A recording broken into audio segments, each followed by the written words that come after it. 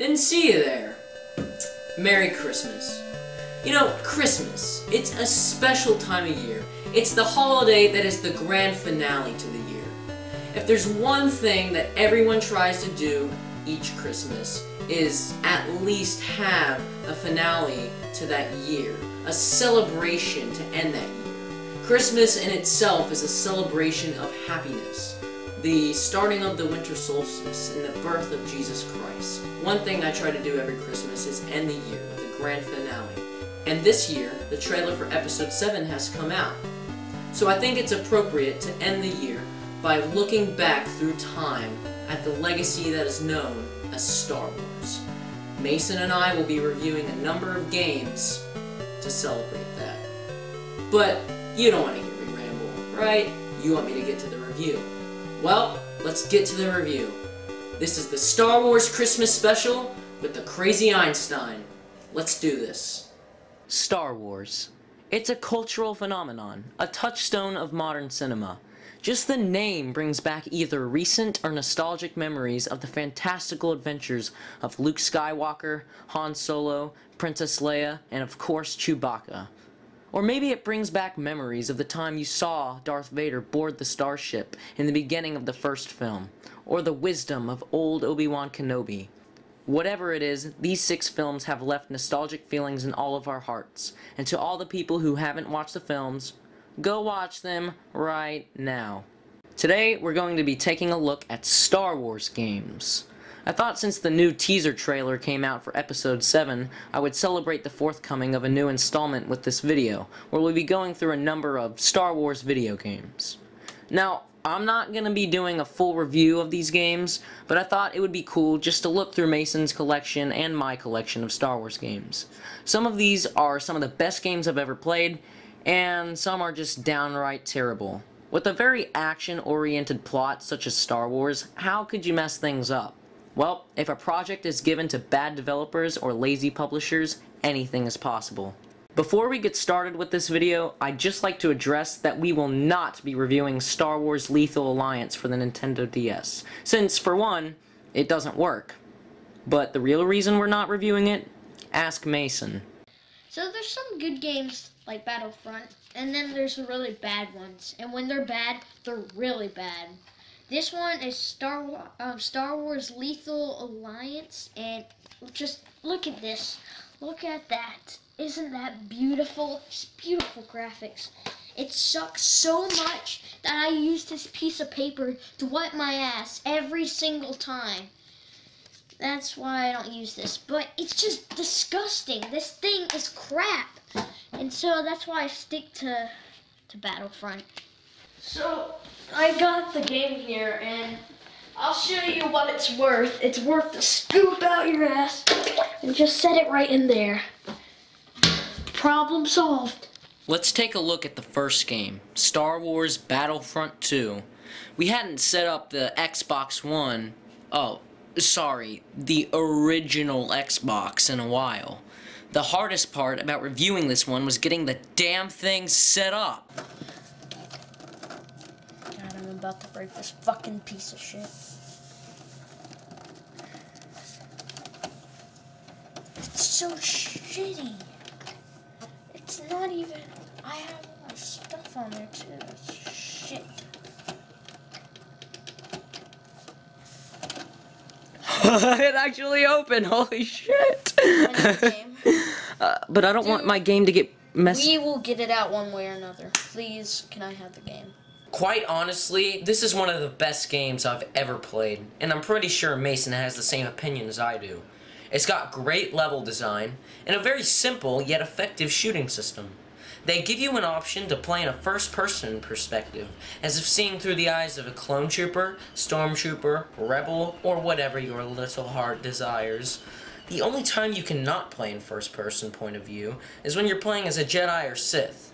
I guess this makes sense, because it would make the lightsaber combat a lot harder, but it still would have been cool to play as Darth Vader seeing the game through his helmet. The game has many modes, which include Instant Action, Rise of the Empire, Galactic Conquest, and Training. Training is actually a very enjoyable mode, since it's more than a tutorial of the gameplay. Basically, in this mode, you play as a solo clone trooper and complete a multitude of objectives. It gives a good introduction of the game, and helps players who don't really understand shooters. In instant action, it's basically a quick match, and it's best played cooperatively. Rise of the Empire is a story mode for the game, where you play as the Galactic Empire's 501st Legion, known as Vader's Fist. It includes elements of both the prequels and original trilogy. Galactic Conquest is where you fight a faction or group and try to take control of the galaxy. I never really got into this mode, though. Overall, the game is exceptionally crafted, and I recommend you check it out. Alright, the next game we're going to be taking a look at is Star Wars Episode 3, Revenge of the Sith. Again, for the Xbox. With a blockbuster movie like this, there's bound to be a video game adaptation. Once you've played the game, it's needless to say that this game is absolutely f***ing deplorable! First off, you can only play as two characters, Obi-Wan and Anakin. It's okay to base the gameplay off the two main roles of the film, but regardless of the variability in the selection of characters, there is still expectation for a quality standard. I understand that with a movie-based game, naturally the bar isn't set as high, since these games are made purely for commercial endorsement of the film. But then again, that's not an excuse. Look at all the Super Star Wars games on the Super Nintendo. Those games are based off the movies, but they were awesome. So why is it that those games were so awesome, but this one is terrible? The controls in this game make you want to throw your controller against the wall. Oh, it looks fluid on screen, but once you actually play the game, you'll come to find out that the lightsaber combat is clunky as all hell. Which brings me to my second problem. Are these guys fighting each other or doing some kind of ballet dance? Half the time you're just standing there blocking your enemy, and the other half looking like a jackass doing Tai Chi or some shit. At the end of the day, the game is shopping with sauce, so don't bother playing it because it's a complete waste of your life. On to the next one. How about a game made for kids that's actually pretty good? Lego Star Wars The Complete Saga on the Nintendo Wii. Originally, these were two separate games. Lego Star Wars the video game, which came out in 2005, and Lego Star Wars 2, the original trilogy, which came out the following year. I actually like the combination of these two games, since you can play as characters from the prequels and the original trilogy interchangeably. What Episode 3 failed to do, this game makes up for in almost every aspect. Not only is the level design creative, but the entire game is built off the idea that anything can work with Legos. And I absolutely agree. It recreates all of the key scenes from the movies in Lego form, with its own Lego twist, while still being faithful to the source material. Even if you thought the prequels were boring and dissatisfied you, don't let that hold you back from playing this game, because regardless whether you're an original trilogy snob or a prequel lover, this game offers both, and you'll have one hell of a time. Sure, it's elementary, but who cares? The gameplay is still rewarding to people of any age, and the LEGO games are known for being a co-op experience, so the game is great to play with your friends and family. It surpassed my expectations when I was little, and it surpasses them now. Play it. A couple of years ago, they released a third installment, LEGO Star Wars 3: The Clone Wars. This game, unlike the first two, is based off the cartoon series instead of the standalone films. Everything the first two films had, this one brings it up a notch. The game has all the incredible vehicles you will recognize in a heartbeat, such as the AT-AT, Republic gunship, and Imperial Star Destroyer, or whatever it was called before the fall of the Republic. The level design is a lot more detailed than the first two games, and the graphics are improved by a leap, and the lightsaber combat is now more elaborate and detailed, like Nicki Minaj. With this game, instead of following a straight linear path, you can choose which path you want to go on. Don't want to fight General Grievous first? You don't have to. You can tell that robot douchebag to step off, and you can go investigate Asajj Ventress instead. The decision for the game to allow players to do this brings a new element to the story of the game.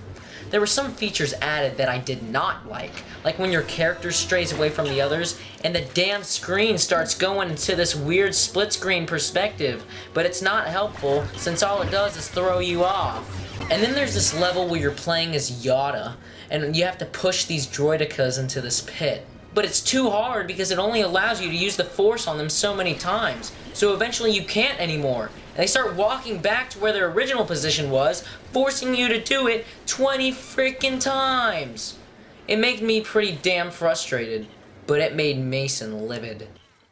Alright, so Mason, what did you like about LEGO Star Wars 3: The Clone Wars? It was just great. It had great graphics, and it had an ice cream truck in the what's it called? I want to say harbor, but it's not a harbor. It's crap. Sorry about that. My voice was cracking. It's not a harbor. I keep thinking a harbor. It's a docking area or whatever. I really like that part because you can interact with just random, like, different types of vehicles, and you can just mess around with them. And if you have 2 players, you can just battle inside there, and it's just so much fun. And you can run around and become different people. You just go around shooting and jumping off edges of, like, cliffs and things. It's pretty fun. What part did you not like? The part I didn't like was the difficulty on such easy levels. That's what they say, they're easy, but they are so, like, they're not glitched, they're just really kind of, they fight back, they're bugged. They're not glitched, but they're kind of... So basically what you're saying is that, like, the actual hints. levels were easy, the puzzles were hard. Yeah, like, it was, they don't tell you what to do. They don't tell you what to do. They leave you to figure it all out. But overall, it's pretty fun. So, what would you rate it? 4 shits out of 5 shits. Actually, about the bad parts, it makes me just want to shit right now. Ugh.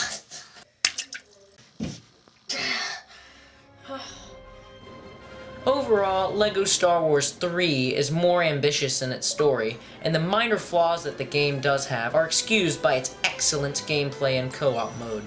If Traveler's Tales makes LEGO Star Wars 4, I would like to see them make it based off the new Star Wars film coming out, and as with recent LEGO games, make the characters have dialogue. Now it's time for the last game, the one to end it all, the game that truly has the heart of Christmas. Here we are. The next one is Star Wars: The Force Unleashed. This one is surprisingly pretty decent. You play as Vader's apprentice, who is a dark Jedi. Now, here's what I don't understand. There's the Jedi, the Sith, the Separatists, the Bounty Hunters, Tusken Raiders, etc. But in this game, you play as a dark Jedi. What exactly is a dark Jedi? Somebody please explain this to me. If you're a dark Jedi who doesn't follow the code, then you're a Sith. You don't have to work for the Emperor or Vader to be a Sith. So are dark Jedis just corrupted in between, or what? I don't know. Anyway, so The Force Unleashed takes place between Revenge of the Sith and A New Hope. And as Vader's secret apprentice, you'll go to lots of different planets, such as Raxus Prime, Kashyyyk, Felucia, and others. The story follows Vader's apprentice after his father is murdered by Vader, and is basically Vader's personal assassin who is instructed to kill the remaining Jedi after Order 66, or the Jedi Purge. After he's betrayed by Vader, he goes to seek Ram Koda, who is still alive, and with a formed alliance with the rebels, they seek to build up the army and fight the Empire. Eventually, they are captured by the Empire. They're sent to the Death Star to be held captive, and you fight your way through to get to Vader. Here's where the game can take a big step in either direction, where there's the light ending, and then there's the dark ending. You can either fight Vader again, which is the evil ending, or you can fight the Emperor and get the good ending. I'm not gonna, tell you the ending of the story, because that would give away spoilers. So, that's all the information I'm gonna give you. The controls in this game are pretty good. The only problem I have with it is the camera, which, sometimes is a little wonky. Another problem I have is the length of the levels. Sometimes the levels can just drag on too much, which is kind of stupid. But at least it's long, unlike the sequel to this game, which I haven't played, but I've heard got pretty bad reviews. Overall, Star Wars: The Force Unleashed is a decent game that's definitely worth mentioning, but for me, is not as good as LEGO Star Wars or Battlefront 2. It's a good game, and I would recommend it to any Star Wars or beat-em-up fan. Well, that was the end of the video. I hope you liked this video. I really do, because I worked hard on it. But yeah, that's the Christmas special video. And I hope you liked it. Now go have a Merry Christmas. A very, very Merry Christmas. Thank you for watching. And tune in, because next year there's going to be another Christmas special. Yeah! Thanks for watching. This is the Crazy Einstein, and that was the Star Wars Christmas special on the Crazy Einstein. See ya!